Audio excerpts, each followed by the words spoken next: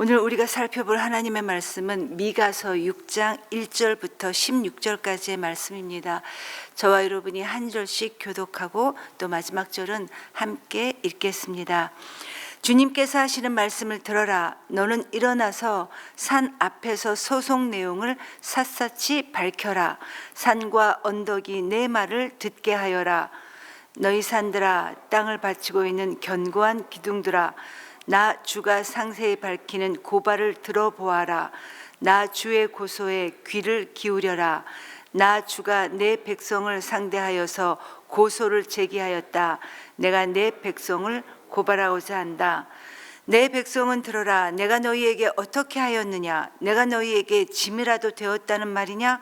어디 나에게 대답해 보아라. 나는 너희를 이집트 땅에서 데리고 나왔다.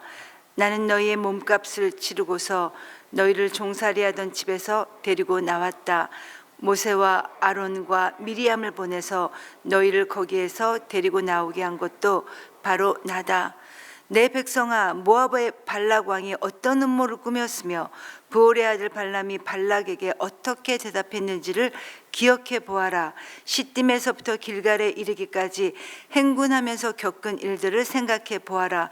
너희가 이 모든 일을 돌이켜 보면 나 주가 너희를 구원하려고 한 일들을 너희가 깨닫게 될 것이다. 내가 주님 앞에 나아갈 때, 높으신 하나님께 예배 드릴 때 무엇을 가지고 가야 합니까? 번제물로 바칠 1년 된 송아지를 가지고 가면 됩니까? 수천 마리의 양이나 수만의 강줄기를 채울 올리브 기름을 드리면 주님께서 기뻐하시겠습니까? 내 허물을 벗겨주시기를 빌면서 내 맏아들이라도 주님께 바쳐야 합니까? 내가 지은 죄를 용서하여 주시기를 빌면서 이 몸의 열매를 주님께 바쳐야 합니까? 너 사람아, 무엇이 착한지를 주님께서 이미 말씀하셨다. 주님께서 너에게 요구하시는 것이 무엇인지도 이미 말씀하셨다.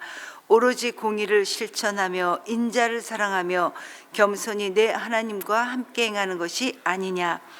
들어라, 주님께서 성읍을 부르신다. 주님의 이름을 경외하는 것이 지혜다. 너희는 매를 순히 받고 그것을 정한 나에게 순종하여라. 악한 자의 집에는 속여서 모은 보물이 있다. 가짜 죄를 쓴 그들을 내가 어떻게 용서할 수 있겠느냐? 틀리는 저울과 추로 속인 사람들을 내가 어떻게 용서할 수 있겠느냐? 도성에 사는 부자들은 폭력배들이다. 백성들은 거짓말쟁이들이다. 그들의 혀는 속이는 말만 한다. 그러므로 내가 너희에게 견디기 어려운 형벌을 내린다. 너희가 망하는 것은 너희가 지은 죄 때문이다.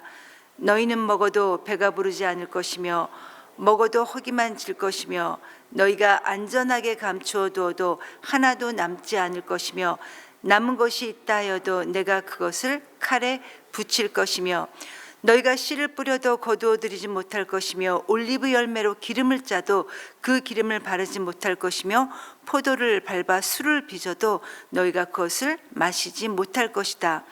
너희가 오므리의 율례를 따르고 아합 집의 모든 행위를 본받으며 그들의 전통을 그대로 이어받았으니 경멸을 받게 하겠다. 너희가 너희 백성의 치욕을 담당할 것이다.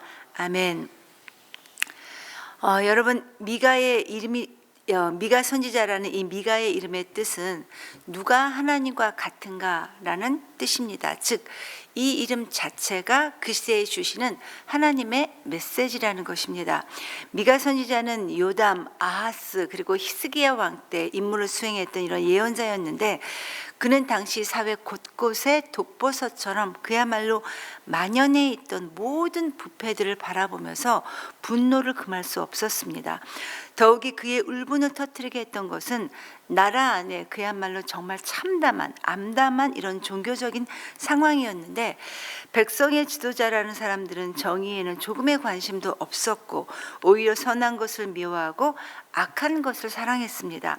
또한 제사장들에 의해 각종의 종교 의식들이 그야말로 성대하게 거행되기는 했었지만 그러나 그 안에는 하나님도 안 계셨고 그 기본적인 윤리도 완전히 땅에 떨어져 있었던 그런 상태였던 것입니다. 관료나 재판관들은 뇌물을 좋아하고 제사장들이나 예언자들도 그 품삯을 받고 나서야 주님의 말씀을 전해 주었다고 합니다. 이렇게 모든 사회 전반이 하나님 앞에서 악했음에도 불구하고 미가서 3장 11절에 보니까 어떻게 쓰여 있냐 보니까 그들은 모두가 다 한 통속이 되어서 주님이 우리와 함께 계시니까 우리에게 재앙이 닥치지 않을 것입니다. 우리는 망하지 않을 것입니다. 라고 그들이 생각하고 있었다라는 것입니다. 즉 자기네들은 하나님의 자녀니까 안전하다 이렇게 생각했다라는 겁니다. 여기에 분노했던 미가 선지자는 지도자들의 이 도덕적 신앙적인 파탄을 섬뜩할 정도의 언어로 꾸짖었는데 오늘 본문은 바로 이런 배경을 염두에 두고 있습니다. 여러분 당시에 모든 상황이 하나님 앞에 이렇게나 악했음에도 불구하고 이스라엘 백성들은 도리어 하나님을 원망했습니다. 자기네들이 저질렀던 이 죄 때문에 자신들이 고난당하고 있음에도 이것을 알지도 못하고 오히려 하나님을 원망하고 있었다는 겁니다. 그래서 하나님은 1절 2절에서 산들과 땅의 견고한 지대들을 재판관 삼아 이스라엘을 온 우주적인 법정으로 소환해 내십니다. 그리고 당신 자신을 원망하는 이스라엘 백성들을 향해 내가 너희에게 도대체 무엇을 하였느냐? 내가 어떤 일을 너희들을 괴롭게 하였느냐라고 오히려 반문하시면서 이전에 그들에게 베푸신 구원의 은덕들을 4절, 5절까지 계속해서 말씀해 주십니다. 즉 하나님은 그들을 애굽에서 인도해 내시기 위해 모세와 아론과 미리암을 보내셨다는 것입니다. 모세는 이스라엘 백성들에게 애굽의 영향력에서 완벽하게 벗어날 수 있도록 새로운 삶의 터전과 환경 그리고 국가적인 제도를 마련해 준 지도자가 바로 모세였고 아론은 하나님의 말씀을 충실하게 지키고 가르쳤던 제사장이었습니다. 즉 아론을 하나님께서 이스라엘 백성들에게 보내셨다는 이 말씀은 하나님이 주신 이 삶의 토대 위에 하나님을 섬길 수 있도록 친히 그들을 안내해 주셨다는 말씀입니다. 한편 미리암은 여자이면서 여러분 예언자였습니다. 당시 이 선지자, 예언자들은 하나님의 말씀으로 지도자를 견제하는 이런 도구였을 뿐만 아니라 백성들이 하나님의 뜻을 깨닫게 해주는 이런 도구로 쓰임 받았던 사람이 바로 선지자였습니다. 이처럼 하나님은 이스라엘의 새로운 지평을 열기 위해 모세, 아론, 미리암 같은 사람들을 보내셨을 뿐만 아니라 5절, 6절을 보니까 하나님께서는 이스라엘을 해치려던 발람과 같은 이런 위험으로부터 이스라엘을 지켜주셨고 또 오랜 세월 동안 그들을 안전하게 지켜주셨다는 것입니다.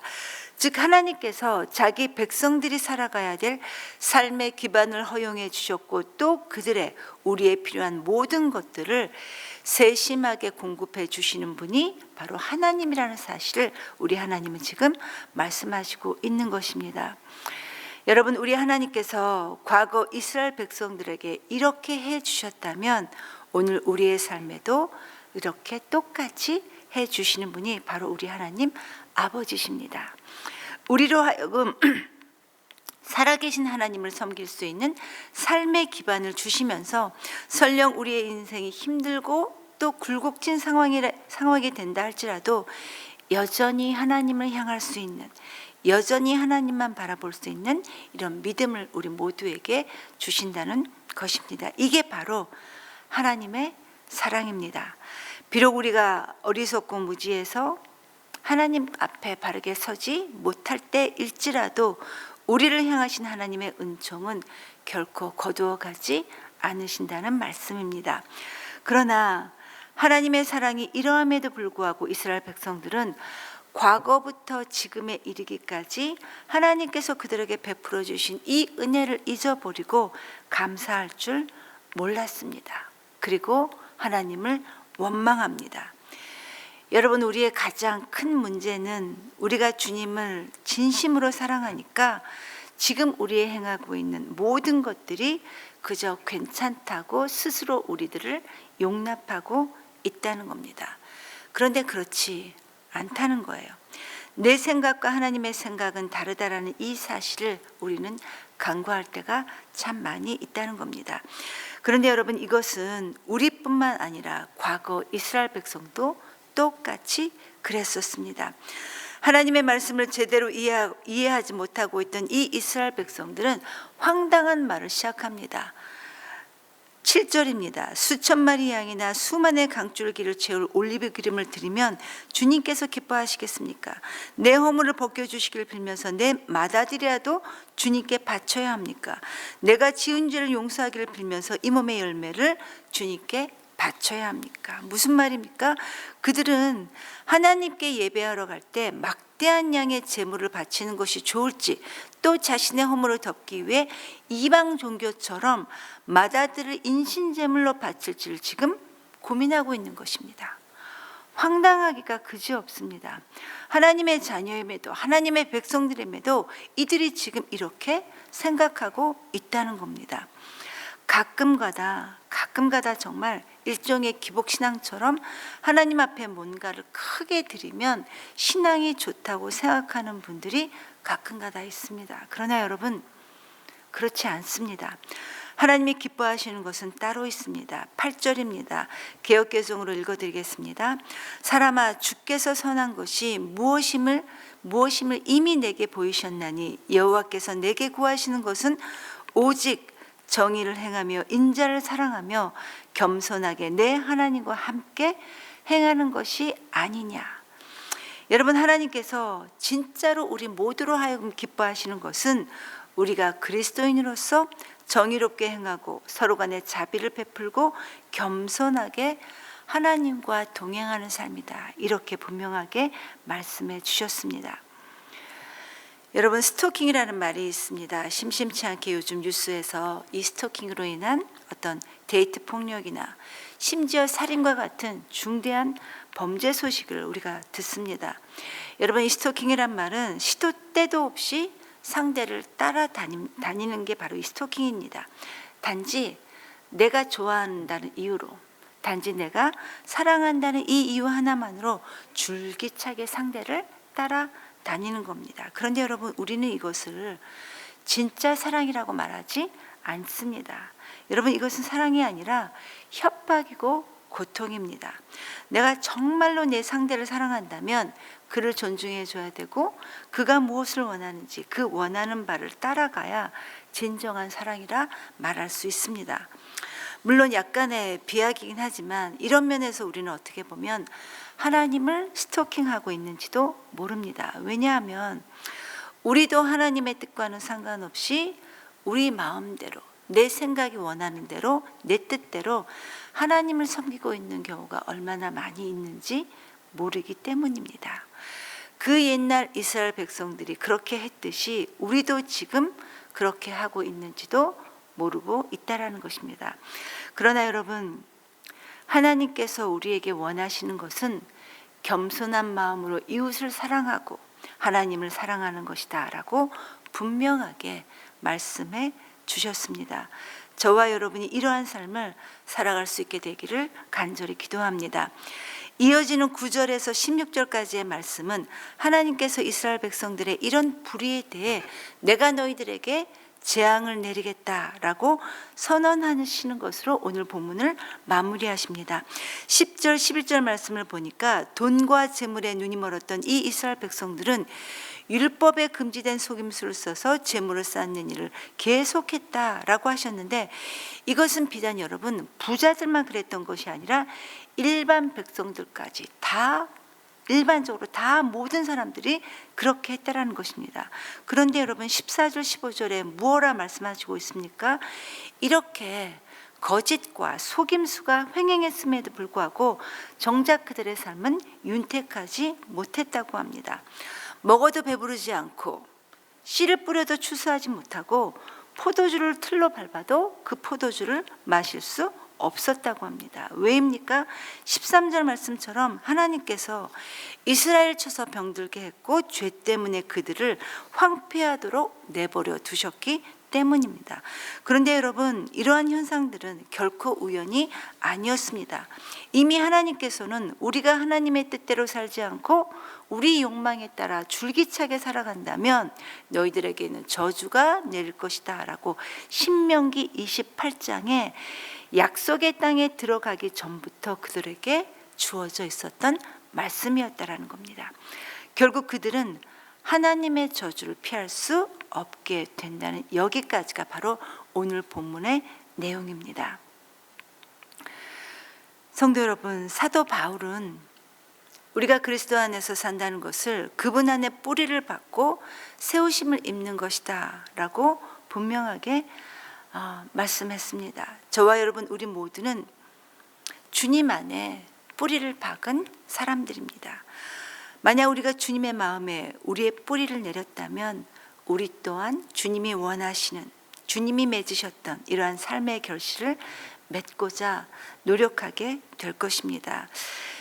여러분, 올 한 해도 여전히 우리에게 너무나 많은 미흡한 부분들이 있었지만, 그러나 겸손히 우리가 그리스도를 따름으로 우리의 발걸음이 머무는 곳마다 우리의 남은 날들이 하나님의 영광이 드러나는 그런 삶들을 저와 여러분이 살게 되기를 간절히 기도합니다.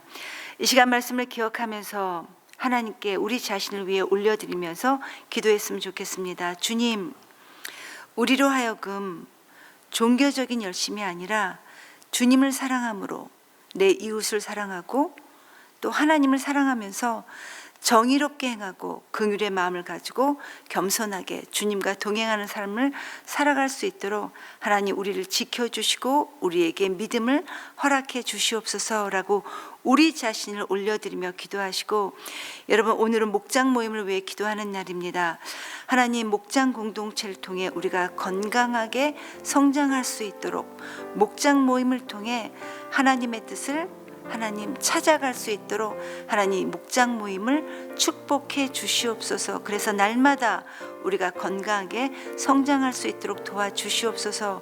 이렇게 기도하시고 각자 자유롭게 기도하시고 돌아가시겠습니다. 기도합니다.